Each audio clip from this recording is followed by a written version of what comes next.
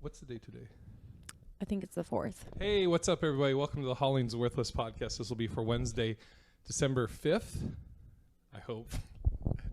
It's all right. No. As always, I just dropped my water. As always, I'm Wednesday's the 4th. Wednesday is the 4th? Is that what you said? Yeah. You want Hey, what's up, everybody? Welcome to the HollingsWorthless podcast. This will be for Wednesday, the 4th. As always, I'm your host, Big Irish J. Hollingsworth. No Phil Fox. He should be coming back shortly. But I have a very special guest as I grab my water. One of my dearest friends in comedy and in life. Aw. Okay, you gotta keep the mic on your chin. Come on, I know you don't. Well, I do put it on my chin when I talk, but I wasn't talking. Are we still talking about a mic? One of my dearest friends. She is. I call her the Mitzi Shore of Phoenix. Okay. You know I do. I know you do. Hillary Hutson. Hi. If you're only listening to this, she's much more excited than her voice will show. So Hillary, okay, let me go back to. Let me give your credits before we get into. I have credits. Yeah, you are the. What's your title with Big Pine? I'm the executive producer and creative director. She is the executive producer and creative director of Big Pine Comedy Festival with Laughs Unlimited. What's your title? I am the creative director. She is the creative director of Laughs Unlimited. And then there's so much other shit you're doing now, too. So what's the festivals and everything that you're working on? So the 40 for 40 Fest for Laughs Unlimited is celebrating their 40th anniversary, and I'm the executive producer of that. Okay. And then we're doing the Cactus Comedy Classic. This may go on for 5 minutes. Keep going, though. No. Yeah. And then we're doing the Cactus Comedy Classic at Stir Crazy Comedy Club, and I'm the executive producer of that. Go on. And then just Broken Drift Productions. But saying just Broken Drift is like so much under that. So you have what are the podcasts you have? You want to rattle them off, or can you announce those yet? Well, I mean they're all being released after the first of the year. Okay. Can you announce them, or do you want to wait? I can sure. All right, let's go. We're getting them all out. So Jack and I are doing Jack Galvin, who's been on this podcast. We're doing one called 99 Roommates, which you were on. Yeah. And that's because we have like roommates always here, Yes. such as yourself. And then there's one called Beach Babble. So we got a beach house. And so I bring comedians mostly out to the beach for a weekend of like non-comedy and just networking and hanging out. Me. I know you have. I'm just kidding. Before you snap, I'm joking. And so that's Beach Babble. And then my favorite one is called Too Many First Dates. And it's with me, Jack, Bill Laskowski, Phil Kors, and Mary Upchurch. And it's sort of like a social experiment / podcast about dating and Tinder. And they basically are going out on thousands of dates, and they can't just pick like, oh, I'll only go out with like a hot chick or a hot dude. No, they have to swipe on everyone. Everybody, yeah. And there's already been some interesting stories. So on the first of the year, look for those podcasts. Thanks. Yeah. Now, so that's Hillary's work history, so to speak.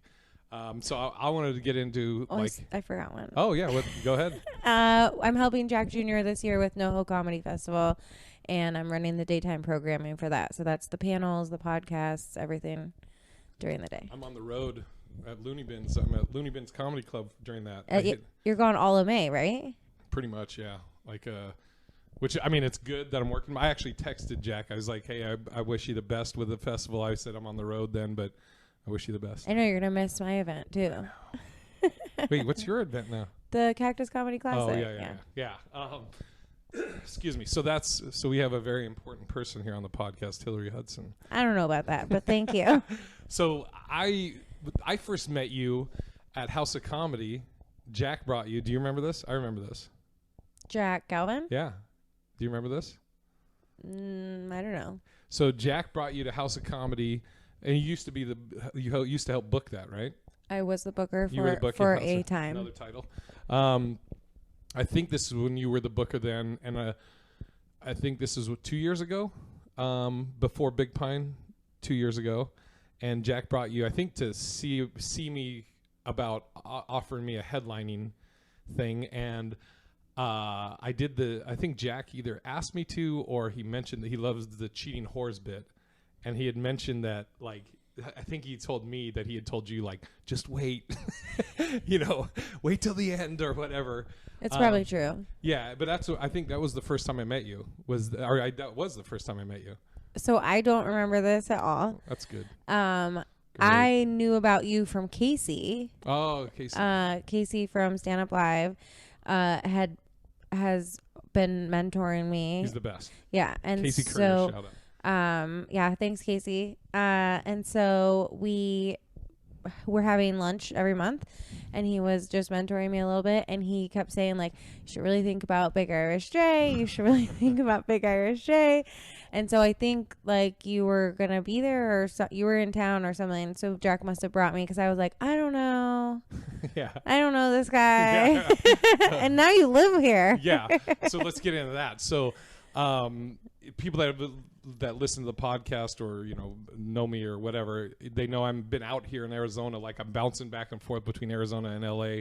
And whenever I'm out here, which is months at a time, is here. Like, June, July, and I think most of August I was here. I know I was here June, July. Yeah, and then you were here for like the beginning of August, but then you came back because of Big Pine. That's right. So you were here for like most of September too. Was I? Jesus. Or I think like half of it. But you were gone for like 3 weeks in August. Yeah. And then you came back. Yeah. Yeah. And then, what's You're funny, always welcome. I appreciate that. Then this podcast ends. You're like, get the fuck out. No, but it's funny because, I'm single. I've, whatever. I don't know. I guess you'd say I'm dating or whatever. But I've gone on a few dates with women out here. And they're like, oh, where do you stay? I'm like, oh, I stay out in Cave Creek. And they're like, oh, wow, that's out there and blah, blah, blah. And like, if it comes to where they're like, oh, so do you rent? Do you have a house out there? And then I'm like, oh, I stay with my friend. And then it keeps going. They're like, oh, who's your friend? Oh, my friend Hillary. Hillary, and then it's always like, I have to go into that. I'm like, she's a good friend of mine. She runs a Big Pine Comedy Festival. And I have to go through this whole thing. I sleep in her 6-year-old's bedroom. Yeah, exactly. Yeah. So for those, the listeners, when I'm out here in Phoenix, this is where I'm always at, is I'm always staying here. I would be hurt now, I think, at this point. No, you wouldn't. Yeah. If you were like, yeah, I'm doing a run and I'm staying in Phoenix for like a month and you didn't even ask, I would be like, I would blame it on the kids, first of all. I would be like, Jay's tired of 2 little boys, and that's fine. But they're a lot, especially because you don't have kids. Well, now that I'm in one of their rooms, it's great. Like when I was down, so how many bedrooms do you have here? Like 5 or 6? Well, so there's 4 actual bedrooms upstairs, and then there's the bedroom downstairs, but it doesn't have a door. Yeah, it has like curtains, and I was staying in there for a little bit, and the kids in the morning they would come in there and you'd get woke up, but it's fine. It's it's not that big of a deal. Well, that's good. I'm glad. I always feel so bad, but then I just try to remind myself, like, we live here. Jay knows that we live here, so it's your house. It's like, what am I gonna be like? Hey, can you evict the small one? He doesn't pay rent. Yeah, I know, and also like the kids, I think I think they kind of get me now as I get them. Like Brady, with his gun, he learned. Did I tell you? I think I told you what I did. I took his gun for a week. Yeah. Yeah, he kept shooting me, and I was like, you shoot me again, I'm taking the gun from you. And then he did it, and so I took his little rifle Nerf thing from him, and I hit it. Then he had his pistol, and I go, you shoot me with that, I'm taking that for a week. So he kept doing stuff. I was like, you're going to have no toys. And so I hit him all for a week. And then after the week, he was like, can I have the guns back now? It's been a week. You gave them back? Yeah. Oh, see, I take them away, but I don't know. I don't give them back. Well, I'm like, no, it's gone now forever. Well, he kept like, for a second, he was like faking like he was going to shoot me again. I was like, if I take him again, then you won't get him back. And it's nice to know you got my back. Yeah, absolutely. They're not allowed to shoot people unless they have permission. I mean, that's our rule, is that you're not supposed to shoot people unless they acknowledge that you're in a gunfight. Like if they say like, okay, dude, we can have a gunfight, then they're allowed to shoot you. But if they don't do that, they're not supposed to shoot you. Yeah. I mean, I get it. I'm a big target, so. You know. And the other thing with staying here too is like there's so many times that you're not even here. I am here very rarely. Yeah, a lot of times I feel like you're here by yourself. All right, I'll hold the fort down. You know. Oh, did I don't know if I told Jack. I turned your air off upstairs when you were gone. Perfect. Just because I was like, I don't need the heat. Yeah, I get cold. I know. I turned it back on though before. Well, it's so funny because I turn on the air every night. I turn the heat on to 74 right before I go to bed. And then right before I fall asleep, I jump up and I turn it down to 70 because I know that your room, because my room, you don't know this, but my room's the coldest of all the rooms. Yeah.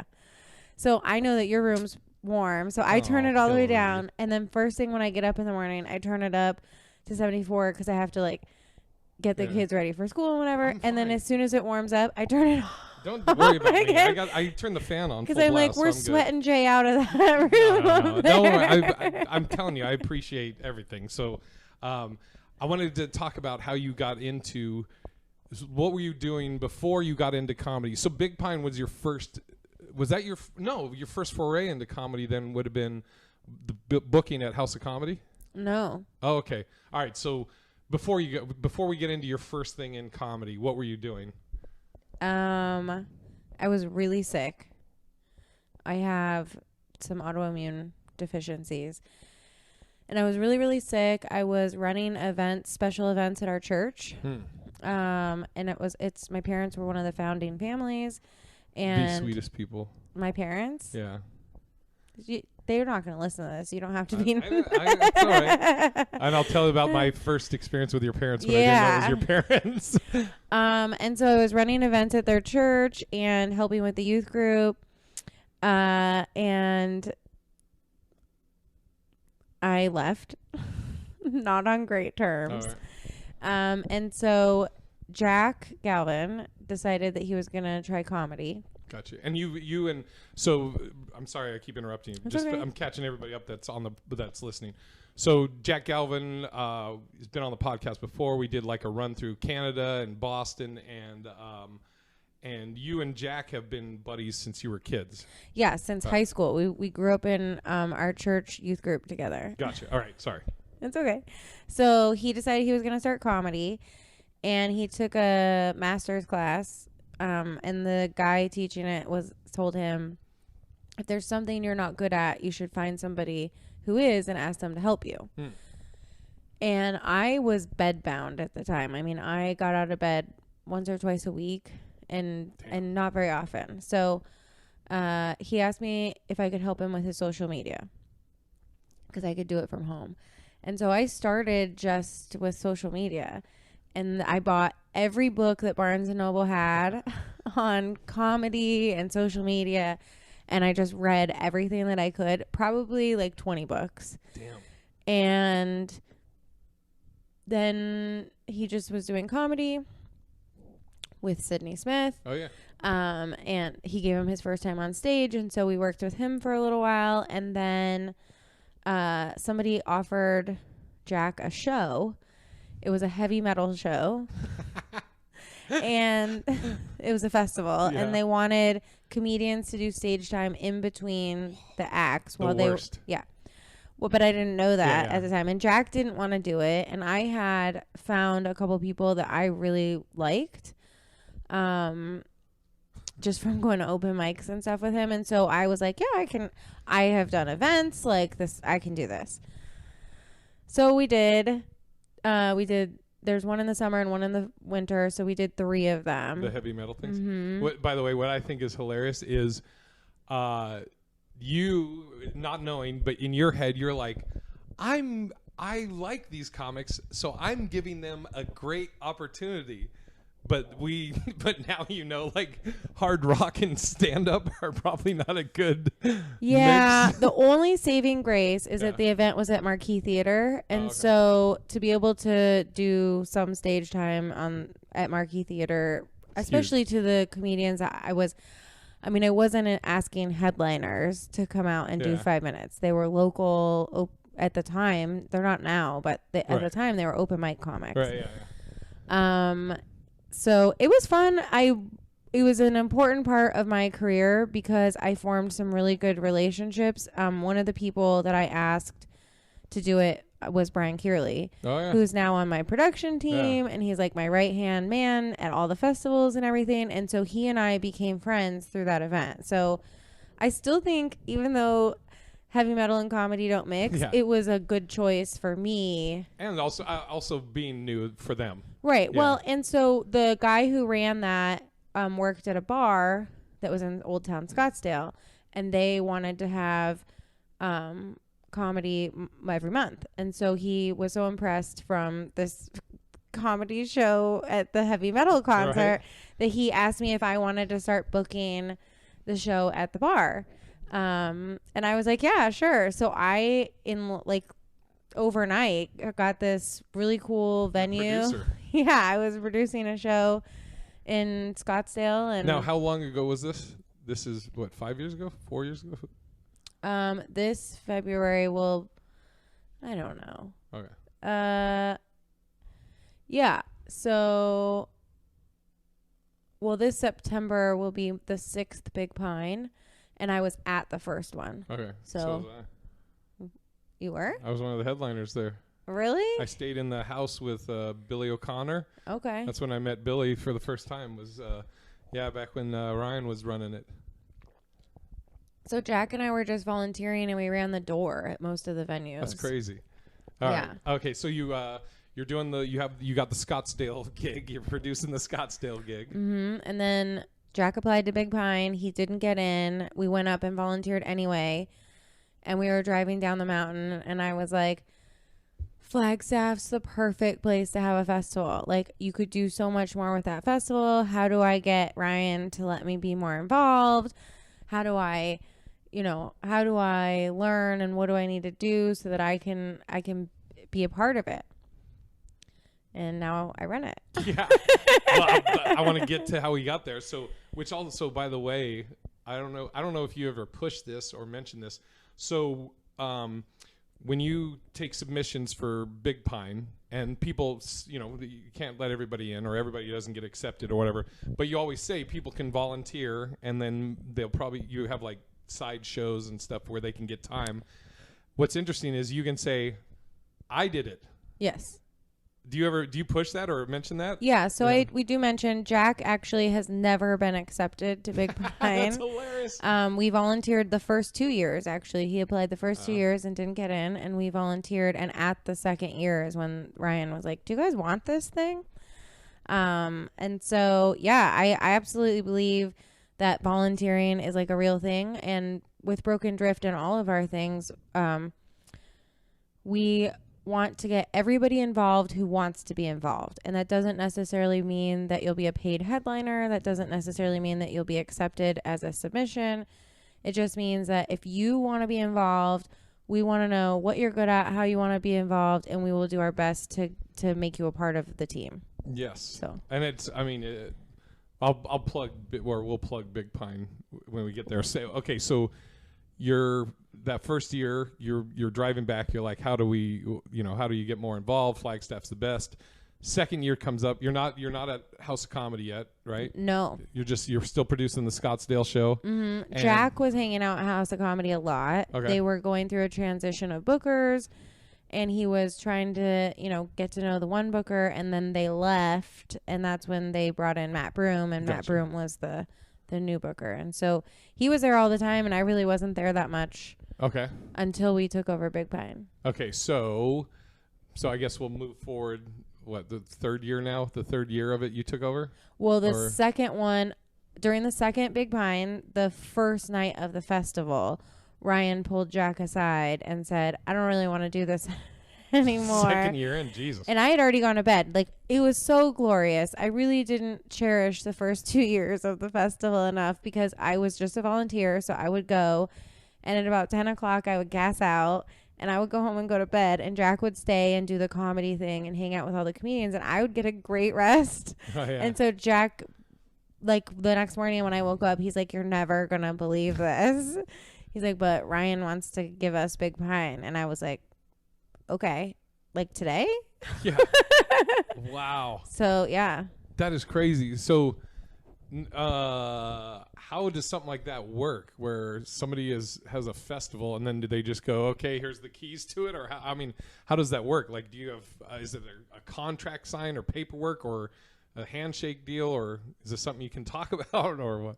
I don't really know how much I want to talk about it, but it was super simple. He just said, "I don't want to do this anymore. If you guys want to do it," they gave us the passwords to everything, and I sat with him for like an hour and took notes, and then I was off on my own, and I was like, crazy. Great, I have this festival. What do I do with it? And so the festival was not a corporation or anything. And so we immediately made it into a nonprofit and just moved forward from there. So that took place, like, are you taking over or it becoming yours, however you want to say it? Did that happen in the middle of the second year, or did you wait till it was over and like, okay, now it's official? He announced like at the end of the festival when he did a Facebook post and said like, "Thanks for coming," whatever. In that post, he said, "I'm happy to announce that Hillary and Jack are taking over." So it was immediate. Wow, that's crazy. Yeah. And so you're driving back from Flagstaff that year, and are you just like already? You're like, okay, third year. What are we doing? How are you immediately? Because I know. I mean, having been around you, I know how you're like. Like you just got done with Big Pine and you're working on your headliners for next year. Well, I actually had a list of who I was going to go after before even the 2019 festival was done. And I already had the schedule done. I mean, I've tweaked it since, but I start about a month before the festival happens. I get burnt out on it and I move on. I'm like, I can't focus on this festival anymore. I'm super stressed. And so I start immediately planning the next year's festival. You're like, I'm so over this. They're like, it's 3 weeks away. Yeah, because I just can't breathe. Yeah. So I have to do something to keep busy. And so I just start working on planning the next year's festival before the current year is finished. Wow. Okay, so end of second Big Pine Festival, you're driving back to Phoenix, and from then until the beginning of the third year, what is happening with you in comedy? So I reached out immediately. I was like, after making it a nonprofit, I decided that we had to have industry. And I was so naive.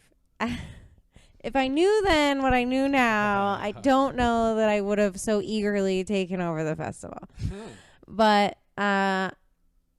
I just don't think I anticipated how much work it was going to take from, I mean, you've been to the festival now. It's a very different experience. And so I just don't think I realized how many man hours it was going to take to get it from what it was to what it could be, which I still don't think we're there. I mean, I think we're miles closer, but every year I'm like, I can do this and I can do this. And so I reached out to House of Comedy and Matt Broom very timidly.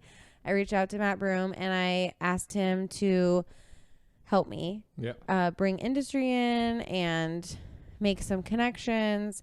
And he did. He was great about that. He definitely helped me transition it from like small town festival to an industry attended event. So yes, and which is kind of crazy because I don't know the consensus of all the comics, but as far as I know, and I think a lot of comics probably, it's like, you think of the Just for Laughs is the top comedy festival. Everybody talks about that.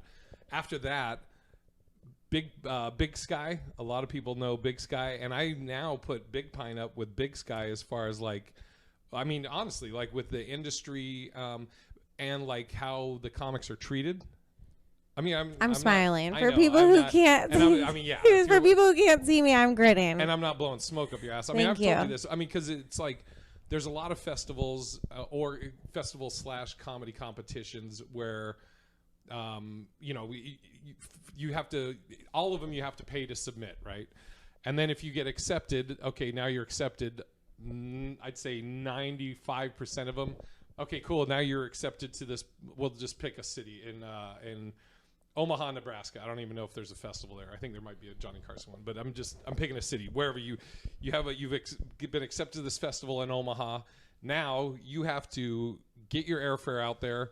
You have to get your hotel out there. You have to get your food out there. And then once you get out there, I'd say out of all the festivals, I'd say 50% maybe have industry that matters. I'll shit on some festivals without naming them and compliment some that I will name. So there's been competitions I've done where the celebrity judge is a weatherman from the local TV channel. Yeah, absolutely. It's super common. Yeah, and they're judging or I did a competition where one of the judges was just one of the bar patrons that was hammered, and you're like, okay, great. So a lot of festivals and competitions, you're just like, what am I doing here? Now, the flip of it, I just posted about it today. The Bay Area Black Comedy Competition. I did it 2 years. 1 year I was the only white guy in the finals, and everybody's like, it's like, you did the Bay Area Black Comedy. I was like, yeah, I think black comedy it's got its own lane, that it's a different vibe and everything, and I do well in black rooms. But when I moved to LA, I got more things, more spots, and more work from the connections and networking I made at the Bay Area. It was crazy. Like, I would go to these, I remember, I think it was Turn Up Tuesday at the Comedy Store. Bob Sumner had a show there, and I walk in, and all these black comics that he did, they were like, oh, what's up, Big Irish, blah, blah, blah. You want to get a spot next week or whatever? And it was crazy. And that's the connections you make at like Big Pine and Big Sky now, is like, these comics you meet, and then the industry. Like, I have the contact, I have Michael Cox, the booker for the Tonight Show and all this. I have their contact, if I need to get a hold of him. I mean, not that he'll reply, but he actually hasn't been to Big Pine, but he is on my list. And was that Big Sky though? Yes, yeah. But he is on my list, and he has expressed interest. It just didn't really work out yet. Yeah, Jeff Singer has come. Just for Laughs guy. Yeah, Just for Laughs. I will say one thing about what you said. It sucks when you enter a competition or a festival where maybe the industry or the judges aren't what you expected. But the fact of the matter is if you win that or you place in that, the bookers and people who read your resume with that credit don't know that the judges were shit. Yes. Yeah, true. So if you are still Omaha's funniest comedian or whatever, they don't know that it was the local weatherman that picked you. They just read it's Omaha's funniest comedian. True. So I still think there's a value in that. Also, depending on where you are in your career, any competition, one, it's stage time, because a lot of comedians are just competing for stage time. And two, a lot of the other comedians who are competing in a contest are bookers. I mean, maybe not at a club, but they are bookers of like off night shows or whatever. And so it does sort of behoove you to go and do well in front of just the other comedians. Yeah, I'm not saying if you're doing like, if you feel like a competition is shit or rigged or whatever, to just say fuck it and tank it. Right. There's a saying that I heard a long time ago about comedy competitions, which is you can't win them all, but you can get booked at them all. Yes, so absolutely. And so it's I mean, it's we talked about we were talking about a comic that doesn't want to host. I won't say, but right. And you hear this from a lot of comics that are like, and it's interesting. I think you get that more from somebody that's a newer headliner. So somebody that's headlining, and you offer them whatever it is, you're like, hey, can you host this or whatever? And like, whoa, man, I don't host. I only headline now. I'm like, all right, fucking work is work. And I was saying to you, I was like, oh, you know what Steve Harvey does now? He hosts a show. You know what Alonzo Bowden does? He host Family Feud. This cruise. Fucking Louis Anderson hosted. Drew Carey hosts a show. All these people are hosting that were and like the comics. Oscars. I mean, there are so many events where comedians are the hosts. Yeah, Chris Rock. Yeah. So hosting is absolutely one of the most valuable skills I think you can have in your little tool belt of comedy. Absolutely. And to Rick Brunson and House Comedy, to their credit, they, I don't necessarily like the format. It's like the Canadian style or European style, but I totally respect it and get like House of Comedy. The host is the second most important after the headliner. So the host will do more time usually than the feature act, which is I totally get and I respect that, Well, because they can set the tone and they can also save the show if it's going a certain way, or bring the crowd back around for the headliner, or whatever. Absolutely. So all right, so we're at year 3. Yeah. You're getting you asked Matt Broom for some help. House Comedy, they're helping. Yeah. And Rick decided to sponsor us. Yes. No, actually Rick didn't sponsor us until after year 3. Okay. So we did year 3. And it was such a success that Rick had heard about it by the time the festival was over. And so when I got back, Matt had been helping me talk to Rick, and so Rick invited me over to his home, and I went over there. He said, I want to sponsor the festival for next year. I'm willing to help you. And he offered me a job working at the club. Wow. So they didn't have a position for me at the time. So I was the group sales manager. Gotcha. And I started out as the group sales manager. And then the box office manager left. Okay. Shannon was promoted to general manager, so she's the general manager in Phoenix. I became the box office manager, so I was the group sales manager and the box office manager. And I did that for a year almost, and then when they transitioned the booker out, I got the booking position as well. And then once I started doing that, I slowly started transitioning out of the box office. Gotcha. Into just producing and that's happening around the 4th year of Big Pine. Yeah, because you said he didn't sponsor the year 3, but he heard about it and said so I was the booker by year 4. Gotcha. And what was the one that we just did? What Big Pine? Year 5. Okay, gotcha. Mm-hmm. All right, so that's year 4. And I quit. Yes. I quit my job at House of Comedy 2 weeks after the 4th Big Pine. Gotcha. The 4th Big Pine was great for the comedians that were there. We did have some instances, as I think you always do when you're planning an event for thousands of people. But it was the hardest for me of all of them. Okay. Emotionally and probably physically. It was just the worst. So I want to ask you, over the years, and you don't have to say the comic, but what has been some of your worst experiences running a festival with comics or industry or anybody involved with it? What's been some of your worst experiences, and also what's been some of your best experiences? The best, you can name the people. The best experiences are definitely the relationships I've made. I mean, you're a shining example of that. I have made outstanding relationships with the industry and the performers that I would hope would even outstand this crazy thing called comedy, and just like a real life connection with people. So I definitely would say that. Also, Big Pine has opened so many doors for me.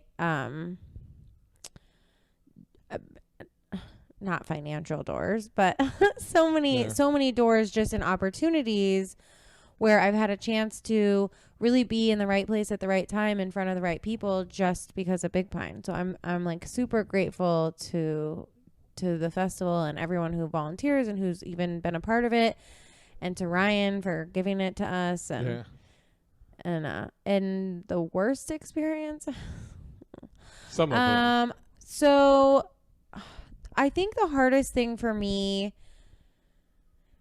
I always say Big Pine's magic, and I know that that's like totally cheesy, but Flagstaff is this totally weird little town.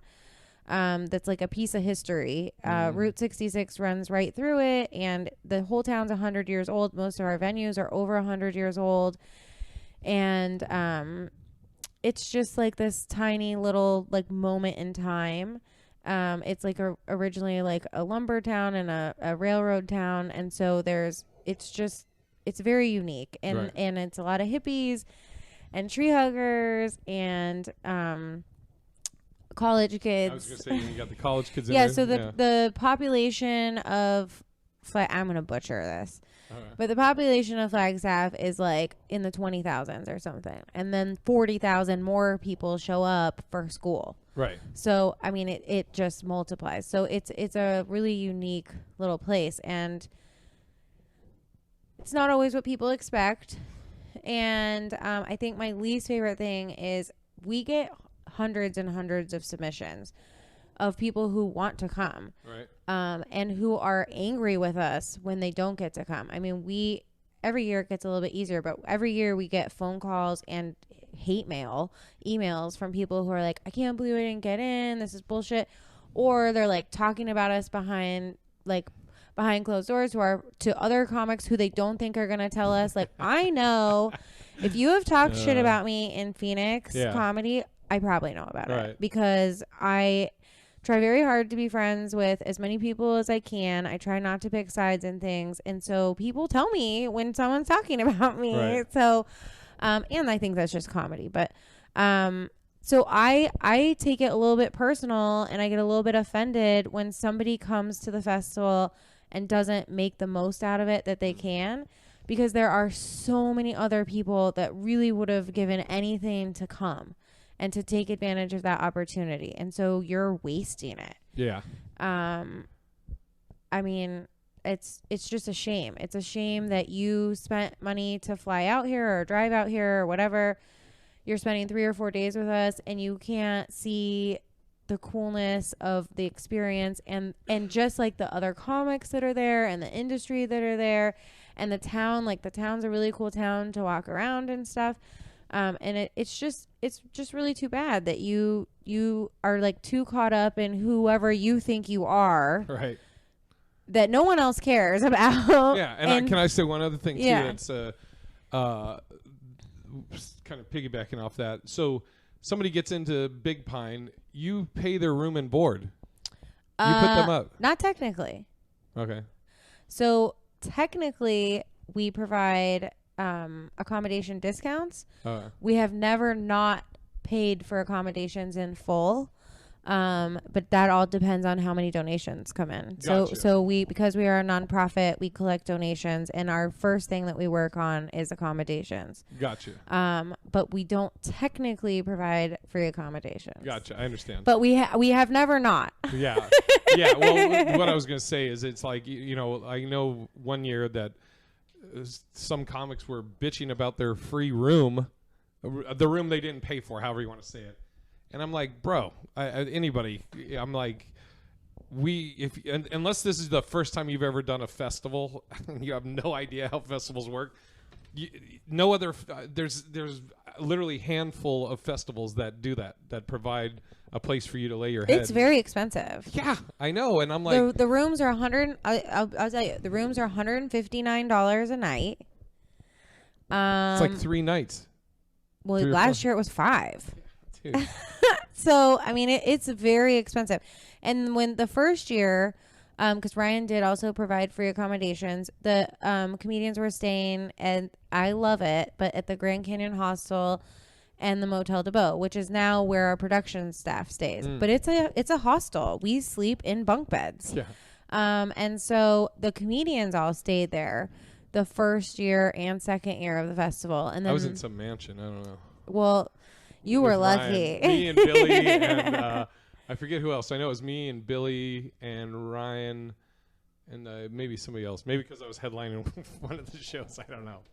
But I was just like, all right, cool. That's but perfect. I always say, as long as I got a roof over my head, I do not give a shit. Well, and I always tell people the third year of Big Pine, which was my first year, should be the worst. because my intention is to improve it every year. So gotcha. every year we go through the festival and we make tweaks.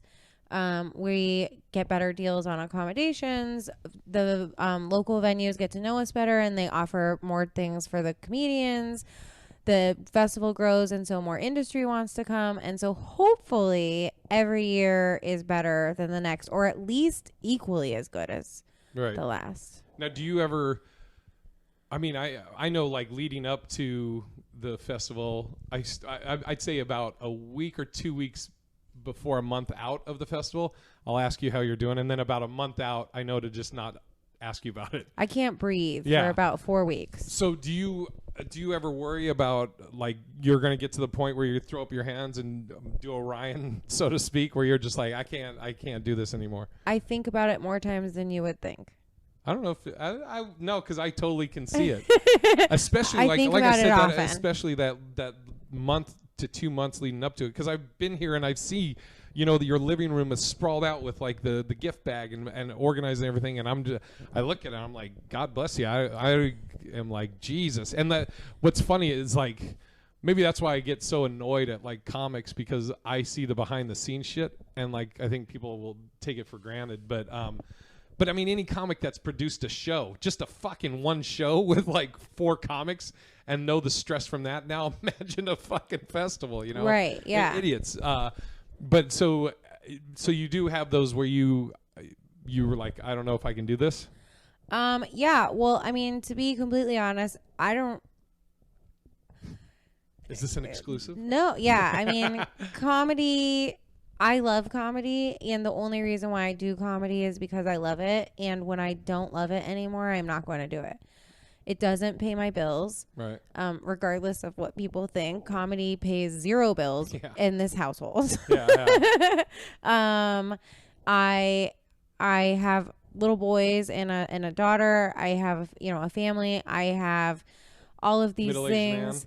Yeah, I have all of these things, and I don't want to say I don't need it, because I feel like my soul needs it.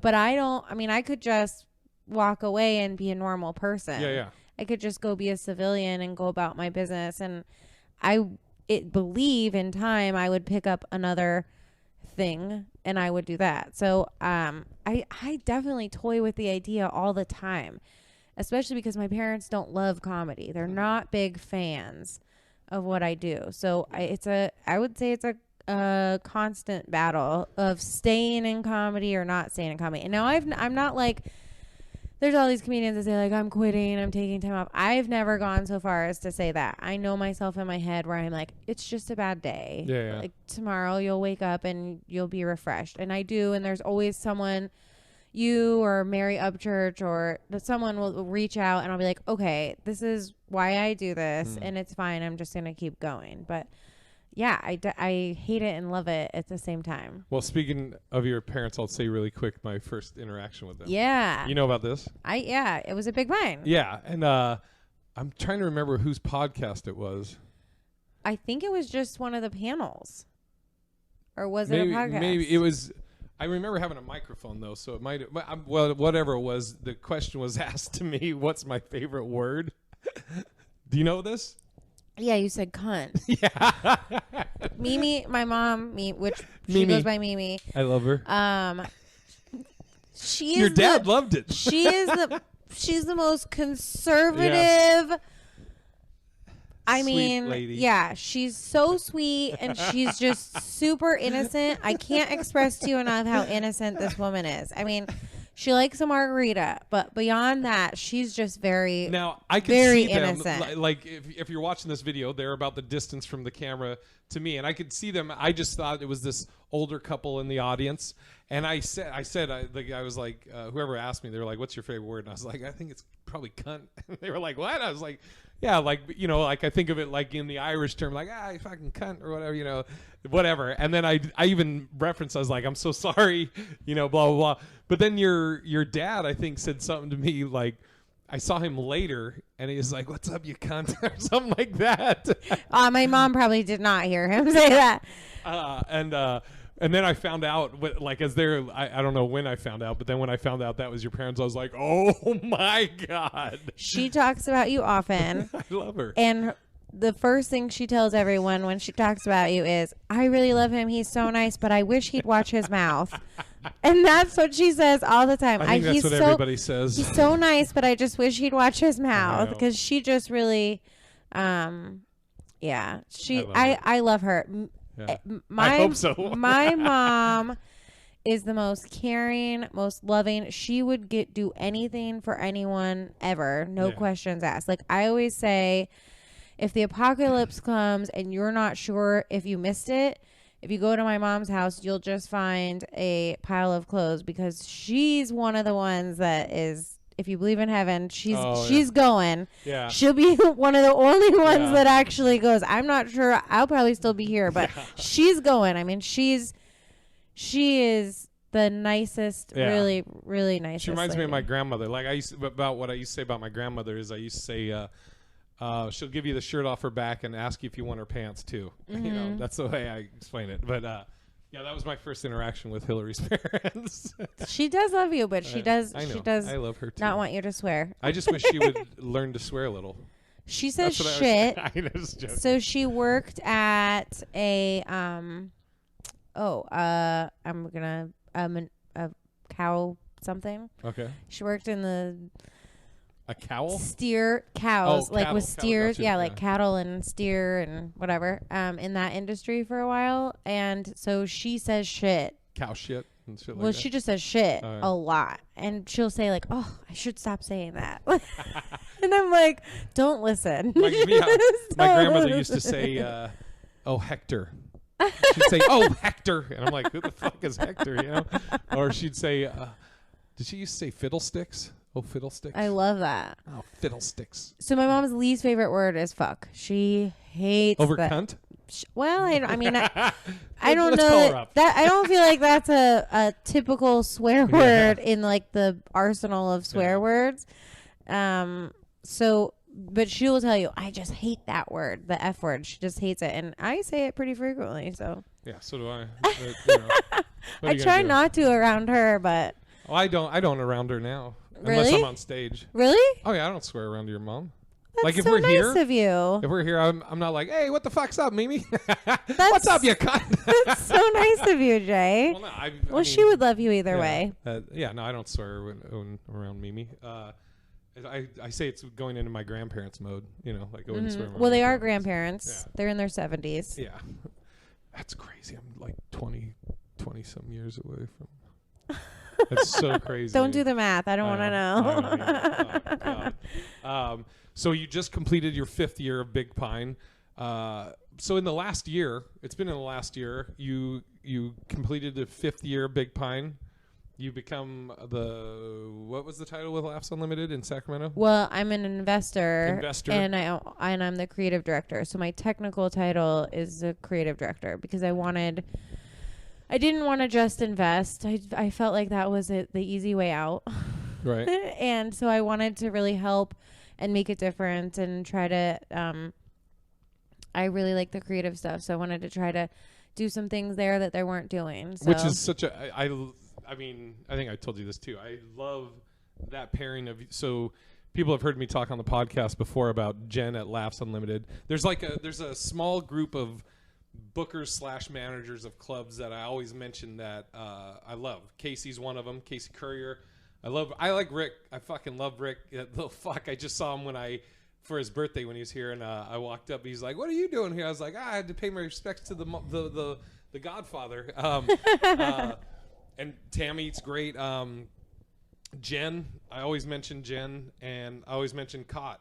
Yes, in Boston. He's great. Yeah, I just texted with him today. And thank you for that connection. Yeah, he's the best. He's so great. And you and Jen are such a great balance. Thank you. We always say, so our whole thing is like, she's the yin to my yang. Yeah, absolutely. She is making me much tougher. Yes. And she's really good at numbers. I am terrible at math and numbers. And that's not my strong suit. And she's really good at keeping the books and doing that kind of stuff. And doesn't see, like, I see the world in like rainbows, and I'm very artistic, and so I have a hard time not being artistic, and she doesn't really have that bone. So she and I are a great combination. I do. When I first heard about it, and I don't remember how I heard about it or when you told me or whatever, but I immediately was like, it's fucking perfect. It's such a good balance, you know? Yeah, I love working with her. I love Laughs Unlimited in Sacramento, and our intention is to open more locations over time. And so I super look forward to that, because I just have so many ideas for like design, and I just have so many things that I want to do, and I just want to like jump all the way in. And that's the thing. So when we were talking about me like getting out of comedy, I don't think I would ever get out completely. I love Jenny. Yeah. And I don't think at this time, I don't see myself leaving Laughs Unlimited. When I say I would get out of comedy, it's like I would get out of dealing with 2,000 people every year and trying to house them, and not that running a club is easier. It's just a different beast. Yeah. And so I think that sometimes the festival life is exhausting. And so it might be nice to quit the festival part of comedy and just do. Do you think you would, hypothetically, let's say it gets to that point where it's affecting your health, or for whatever reason, you're like, for my peace of mind, I need to step away. Do you think it would be like a cut where you're just like, it's done, Broken Drift has nothing to do with this, blah, blah, blah? Or would it be like, I'm stepping away, but Jack and X, Y, and Z people are going to run it under the Broken Drift umbrella? So we've talked about that because I do. I mean, I don't always want to run Big Pine. I would like to always be involved. I sit on the board. So I would probably always like to have some sort of involvement, but I don't know that I'll always be the executive director. I would like to at some point say, and pay someone and say, okay, here's the manual on Big Pine. Ask as many questions as you want. You plan it. I'm going to come and party and have a good time with all of my friends who are industry performers and whatever. And I'll judge for you, and I'll be industry. I'll do panels, like whatever. But like the day-to-day stuff, I don't really want to do. Gotcha. And outside of Big Pine, or like, I guess, moving forward, not speaking on Big Pine, what are some of your goals or aspirations or dreams, so to speak? I mean, you've got all these podcasts you're doing, and that's under the Broken Drift Productions? Yeah, the guys at Broken Drift were like, well, so I'm going through a separation from my husband, and that's been that. So that was part of year 4 Big Pine.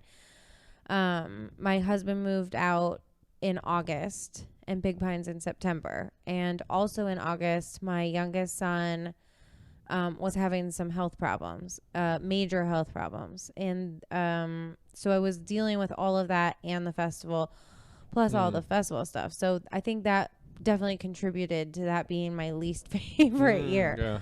But where was I going with that? What's outside of Big Pine? Goals in the future. So yeah, but I was gonna tell you something else. Shit. Well, I want to have clubs. Gotcha. I mentioned that you had all these podcasts. So my parents have been very adamant about I should spend more time at home because my husband and I are separated and the kids are going through a transition or whatever. And so we were running the San Diego Comedy Festival previously, which we forgot to mention at the beginning. Well, we're not running it. It was one of your credits. So for 2019, we ran the San Diego Comedy Festival, and it was great. Tony from the Comedy Palace is phenomenal to work with. He's very kind, and I enjoyed my time working with him. Yeah.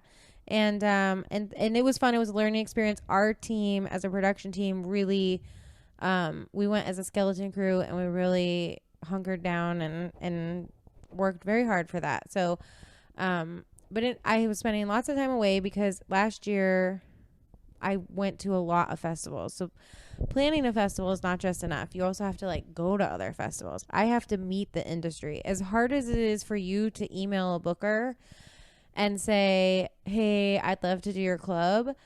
If I'm just some random girl in Arizona that's like, hey, I have this festival and I'd love for you to come hang out at it for like a few days, that's really difficult.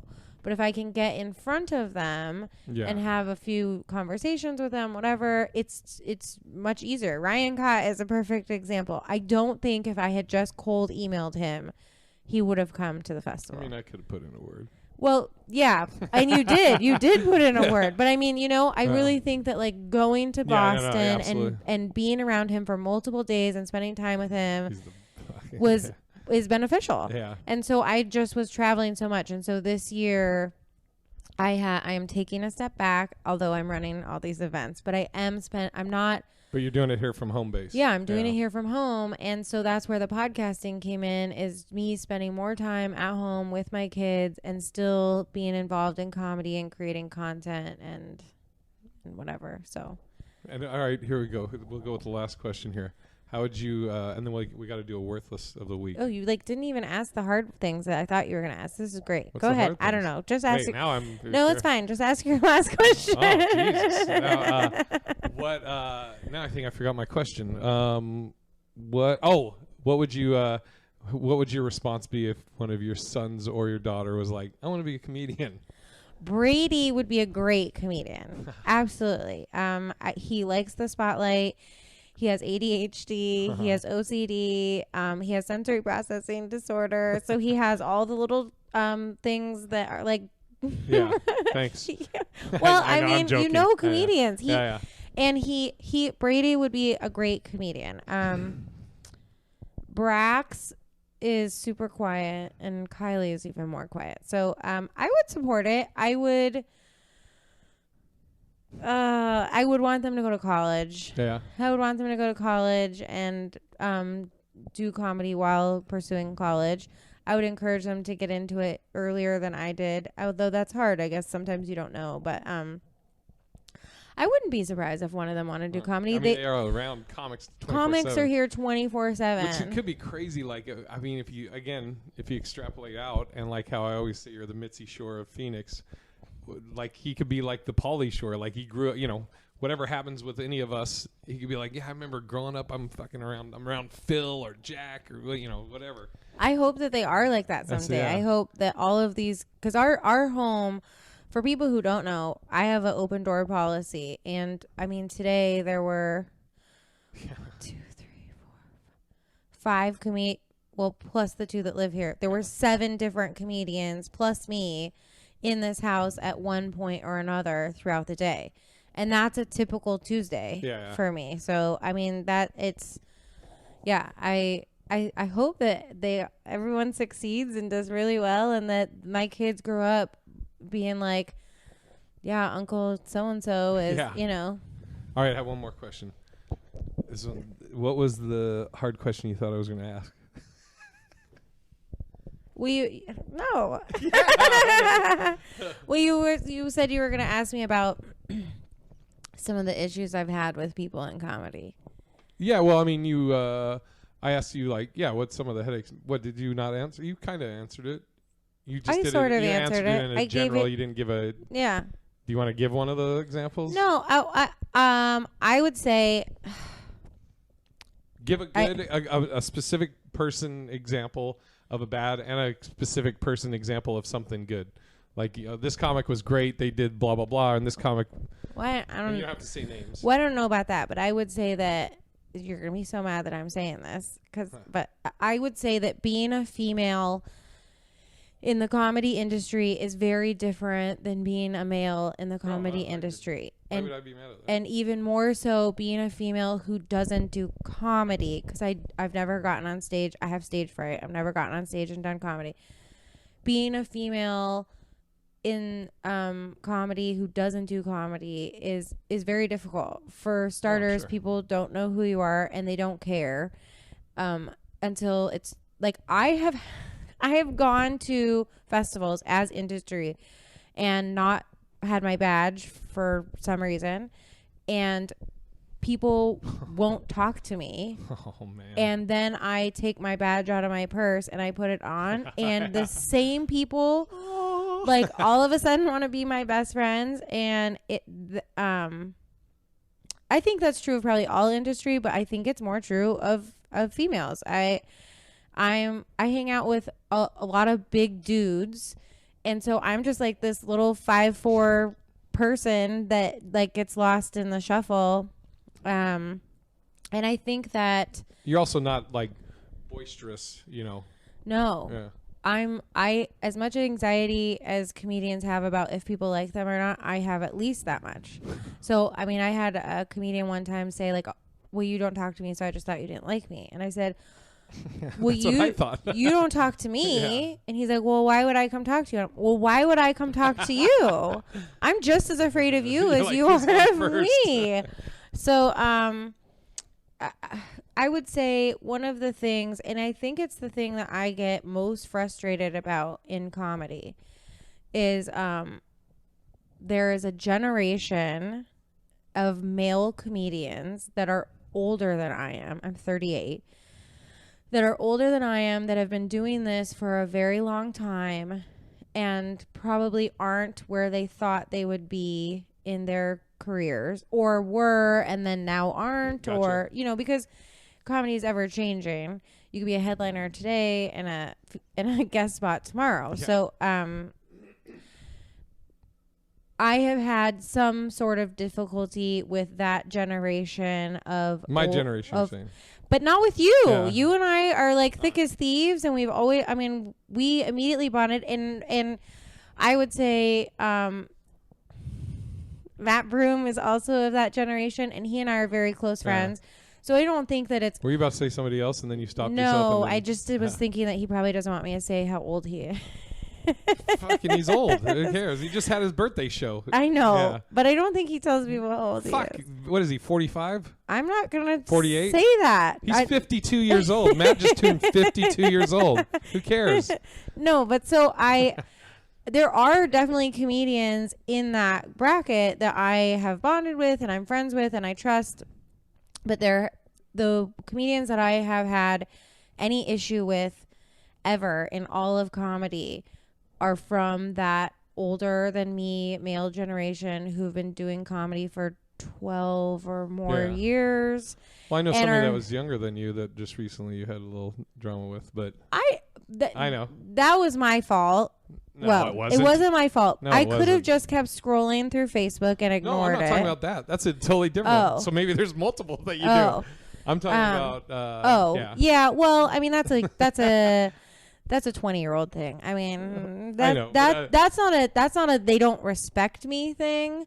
That's a they just don't know better thing. When they're younger, I just want to believe that it's like they just don't understand like how important what you say is or whatever. But with the older generation, it's more of a who the fuck is this girl that she thinks she knows what she's doing. And I hate to tell you, I actually know what I'm doing. Yeah. I mean, and that's, I mean, those people weed themselves out. I don't know why you thought I was going to be mad at that. Because it's my age group. Yeah. Oh, I don't. Who gives a fuck? We literally we do the CB Live mic on Mondays. Me and Bill Laskowski and other comics, and it's an open mic. An open mic's an open mic. But the best part is afterwards. We always say the hang. That's my favorite part, and that's kind of always been my favorite part of mics is you do the mic and then you hang afterwards.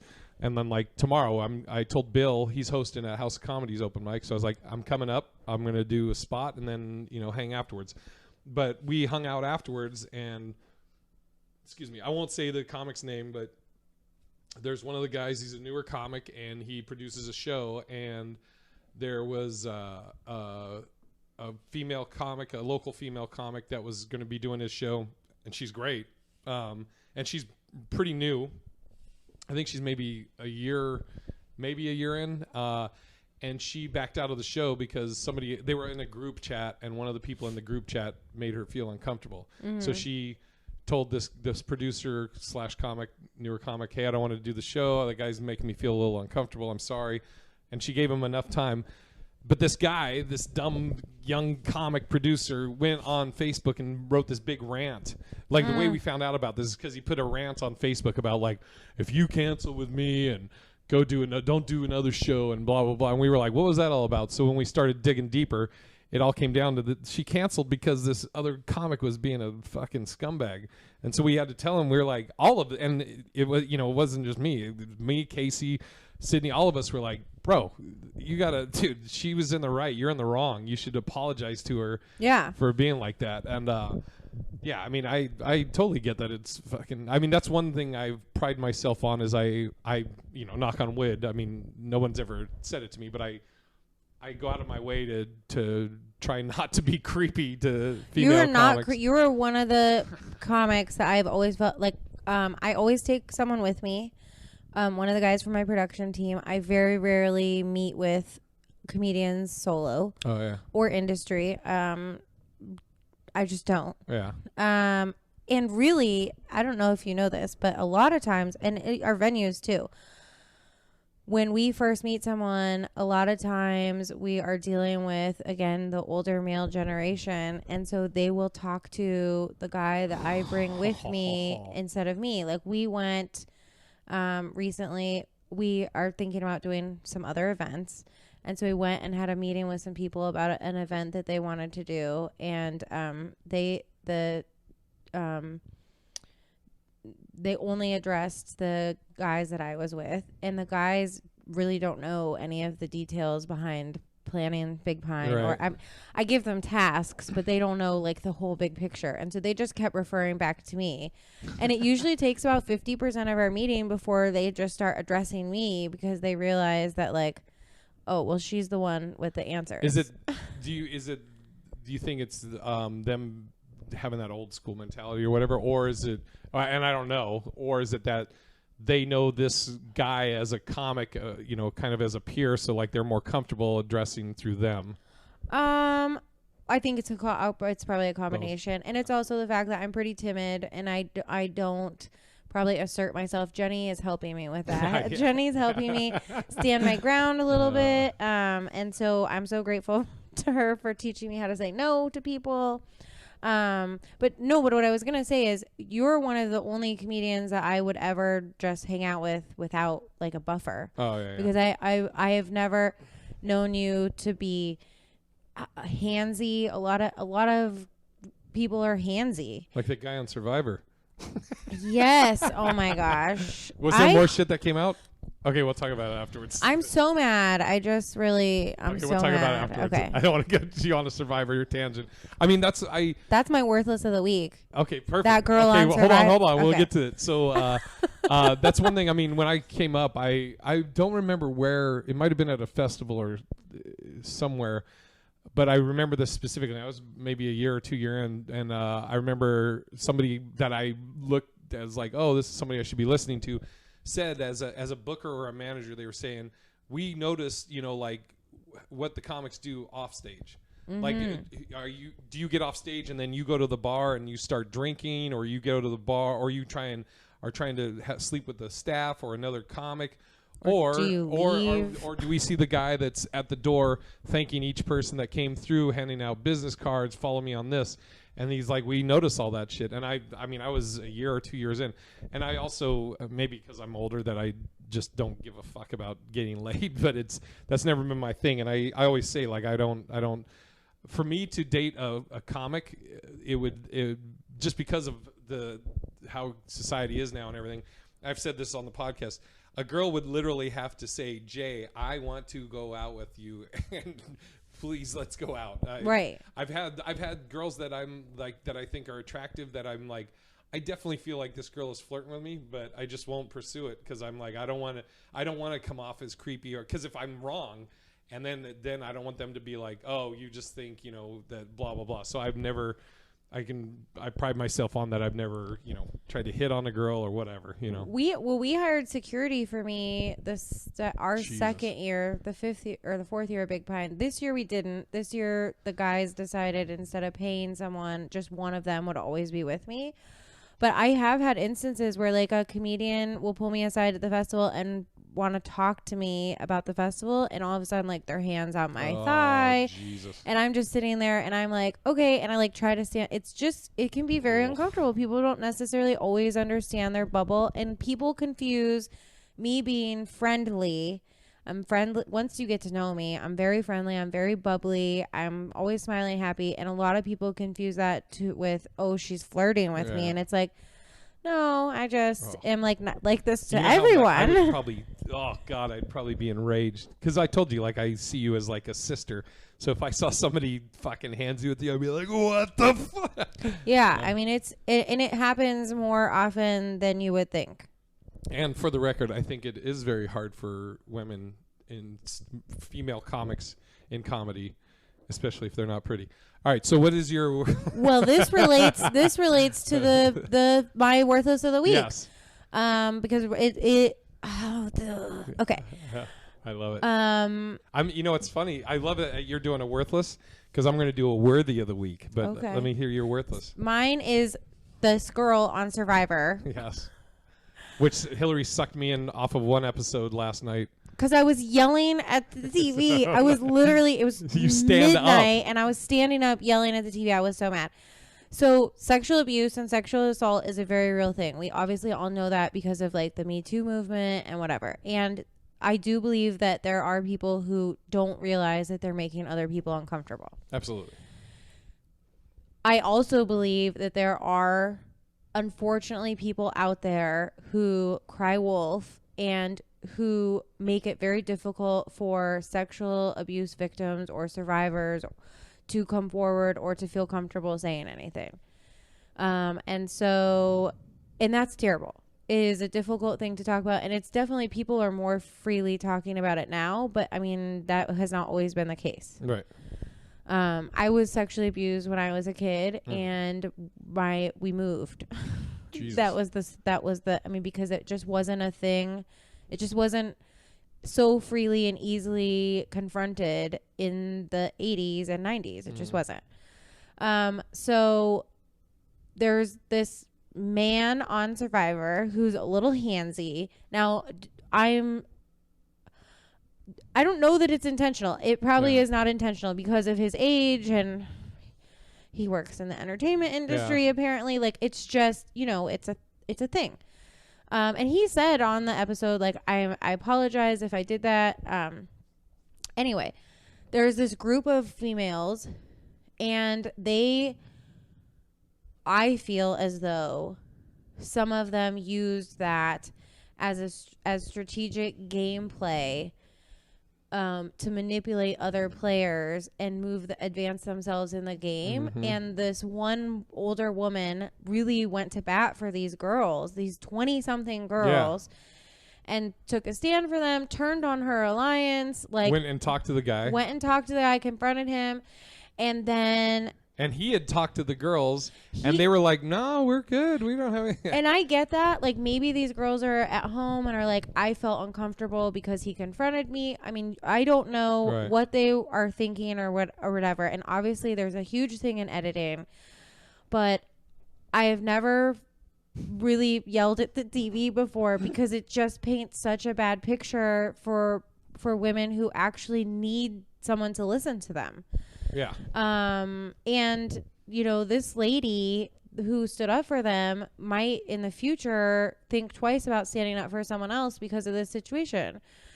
And there's millions of people sitting at home watching this show and watching this take place. And the one girl is like, well, you know, I just said what I had to say to get her to vote my way. And I was like, what? Like, you go home right now. Yeah. Vote her off right now. And she went home on the episode I watched today. So I was so happy. Both of the girls that unrightly... I'll have to watch it now. One, the thing is it just... There are so many people trying to make a difference because they have been mistreated or because they see other people mistreated. And so I just think it's really unfortunate when people behave in a way that sets that back. Yeah. And I think I just remembered something. I think also why I'm I'm very adamant about like don't be creepy or whatever. I was working at Verizon Wireless. This is oh god, I started working at Verizon in '98. Oh god, I worked there for like 10 years. So at some point in there, roughly 10 years, or no, I started working there in '94. Anyways. I remember I was working there. There was a girl that I thought was really pretty, and she had there was a girl on her team that I was friends with. This girl Wendy, and I was asking Wendy. I was like, and I'm like, this is like 20 years ago, so I'm like 28, 20, so in my 20s, and so I'm asking Wendy about this girl. I was like, oh, what's her story? Blah blah blah. And she's like, oh, she's single. You should ask her out. Blah blah blah. And like Wendy's making it sound like Wendy never said like, oh, she's interested or she asked, or I don't even know if she ever talked to her, but she was like, she specifically was like, yeah, she's single. You should ask her out. So I think I don't know if I messaged her or something. Somehow I asked her out. And then I remember we're in the office and she goes, hey, can I talk to you for a second? I go, sure. So I'm thinking, is she going to be like, oh, I'm not interested or whatever. She takes me in this back room, which was like a room you would go to. We called it the quiet room. Like in between shifts, you could go and relax. So we're back there, and she's like, "Yeah, so however she said it, but basically she was like, you asked me out, and or you had talked to Wendy about me. Wendy knows I'm engaged. She was either engaged or married. Oh, I can't remember. But she was like, Wendy knows I'm engaged, and I was like, hey, Wendy told me you were single. She's like, well, I find that hard to believe because she knows I'm engaged or married or whatever. And I was like, what the fuck? And so I remember that specifically. And I was like, I'm never fucking asking a chick out with a chick that I work with out again, It's fine. My worthy. It's your Yelp review, not mine. Yeah. My worthy of the week. My worthy of the week. And I posted it on something Matt had posted. I always how he says his last name. Micheletti. Matt's. Thank you. Matt's posted something and I commented on it. But I strongly feel this. My worthy of the week is the Phoenix comedy scene. Aw. No, it's there's so many great comics here that are they're young. They don't have. I don't think there's a lot of comics have the time to headline, but they have the material. Like strong. There's strong comics here that are hungry.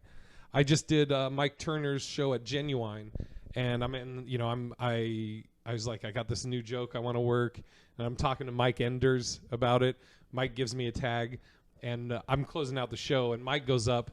And I'm like, I want to do this new stuff. And I'm listening, and Mike's crushing. And I'm like, God damn it. I was like, fuck, I want to work this new stuff. But now I feel like, do I got to do my best shit? And then I was just like, you know what? Fuck it. I'm going to open with a brand new joke. So I opened with a joke. It did well. The tag that Mike gave me, I did the tag.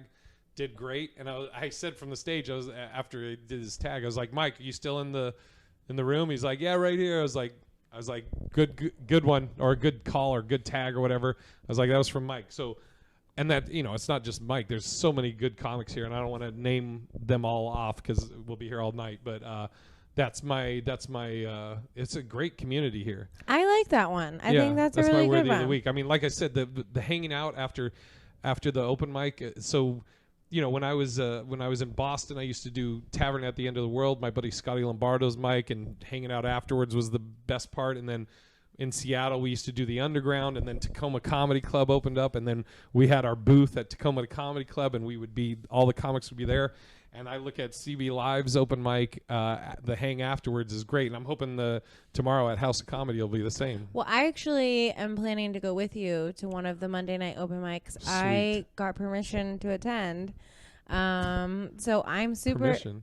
That's another podcast. Yeah, all right. So I'm super excited. I'm gonna go and I'm gonna hang out, and I look forward to the hang afterwards much more than the open mic. We stay there sometimes till 1 or 2. I know. So and I'm no excited. Survivors playing, so I know, it's okay. It's okay. But so yeah, I definitely want to go with you probably in the next couple of weeks. I think I'm gonna get a sitter and awesome. I'll come out. Sweet. All right, now give all your plugs. Where can everybody follow Broken Drift? Everything. You can find us on Facebook at Broken Drift Productions and Instagram. Same with Big Pine Comedy Festival on Facebook and Instagram. And that's mostly where I'm at. I try to keep my Instagram's private. I mean, I'm part of it, but it's Well, I know. I only let comedians. I share only my kids, really. Yeah. So I only let comedians that I've stayed here. yeah, that have stayed, which is a lot. But yeah, I only let comedians that I'm like friends with on my Instagram. So Broken follow Drift, Big Pine or Broken Drift. And I have the show's coming up. I have the main stage in Cottonwood this Saturday. If you're listening to this in Cottonwood, Arizona, at the main stage, and then I'll be in Florida and then Vegas. And I gotta go pee. So oh wait, I have one more thing. Yes. If you're a comedian, you should apply to the Laughs Unlimited Festival, the 40 for 40 Comedy Festival. You just have to go to laughsunlimited.com.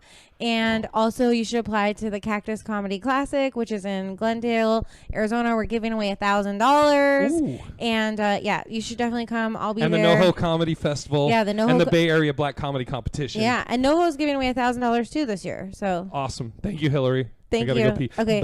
Bye.